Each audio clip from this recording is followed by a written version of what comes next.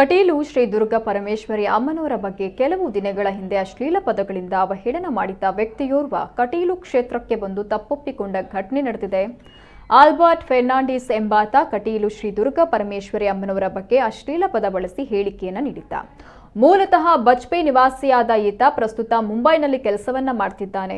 ಈತನ ಹೇಳಿಕೆಯಿಂದ ಹಿಂದೂಗಳ ಧಾರ್ಮಿಕ ಭಾವನೆಗೆ ಧಕ್ಕೆಯಾಗಿದ್ದು, ಈ ಕುರಿತು ಬಜ್ಪೆ ಠಾಣೆಯಲ್ಲಿ ದೂರು ಕೂಡ ದಾಖಲಾಗಿತ್ತು. ಇದೀಗ ಆಲ್ಬರ್ಟ್ ಫರ್ನಾಂಡಿಸ್ಗೆ ತಾನು ಮಾಡಿದ ತಪ್ಪಿನ ಅರಿವಾಗಿದ್ದು, ಕಟೀಲು ಶ್ರೀ ದುರ್ಗಾ ಪರಮೇಶ್ವರಿ ಕ್ಷೇತ್ರಕ್ಕೆ ಬಂದು ಕಣ್ಣೀರಿಟ್ಟು ತಪ್ಪೊಪ್ಪಿಕೊಂಡು ಗೋಗರ್ದಿದ್ದಾನೆ. ಬಳಿಕ ಬಜ್ಪೆ ಠಾಣೆಗೆ ತೆರಳಿ ಪ್ರಕರಣವನ್ನ ಪಂಚಾಯಿತಿಗೆ ಇತ್ಯರ್ಥಗೊಳಿಸಲಾಗಿದೆ. ಈ ಸಂದರ್ಭ ಹಿಂದೂ ಸಂಘಟನೆಯ ಪ್ರಮುಖ ಕಾರ್ಯಕರ್ತರು ಹಾಗೂ ಬಿಜೆಪಿ ನಾಯಕರು ಉಪಸ್ಥಿತರಿದ್ದರು. ಅಮ್ಮ ಯಾನ್ ಈರಿನ ಮನಸ್ಸು ಕೆಲವು ಜನ ದುಂಬು ಯಾನ್ ಈರಿನ ಮನಸ್ಸಿಗೆ ಯಾನ್ ಬೇಜಾರು ಮಾಡ್ತಿದೆ. ಈರಟಾತ್ರಿ ಮಸ್ತು ಪಗಾರ ಆಗ್ತದೆ ಅಲ್ಲಿ ಏನು ಪರ್ತಿನ ಕೊಡ್ತಿದ್ದೆ ಇಂಚಿನ ಪಾತ್ರೆ ತಗೊಂಡು ಗೊತ್ತಿದ್ದೀನಿ. ಎನ್ನ ನೆಟ್ಟಿಗೆ ನಾನು ಪಾತ್ರೆ ಇರ್ತೇನೆ. ಎನ್ನ ಪಾತ್ರೆಗಿಂತ ನಿಮ್ಗೆ ಕ್ಷಮೆ ಕೊಡಲಿ. ಎನ್ನ ಜೀವಮಾನ ಎದುರಿಗೆ ನಿಂಗೆ ಪಾತ್ರೆ ಏನಾದ್ರು ಈ ಪಾತ್ರೆ ಹೊರಟು ಹಿಂದೂ ಸಮಾಜವು ಹಿಂದೂ ಬಾಂಧವರಿಗೆ ಏನಾದ್ರು ಆ ಥರ ಮಸ್ತು ಮೇಲೆ ಆಗ್ತದೆ.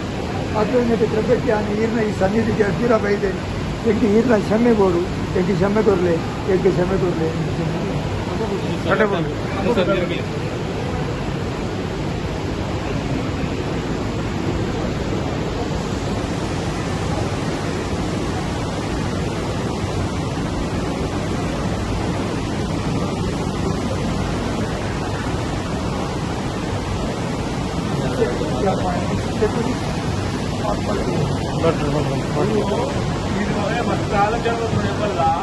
ಶಕ್ತಿಗೂ ಕೂಡ ದೇವರು ನಿಮ್ಮೆಲ್ಲ ಕಾಲಿದ್ದ ಆ ಕಾಲಿದ್ದು ಮಾತುಗಳ ಬಗ್ಗೆ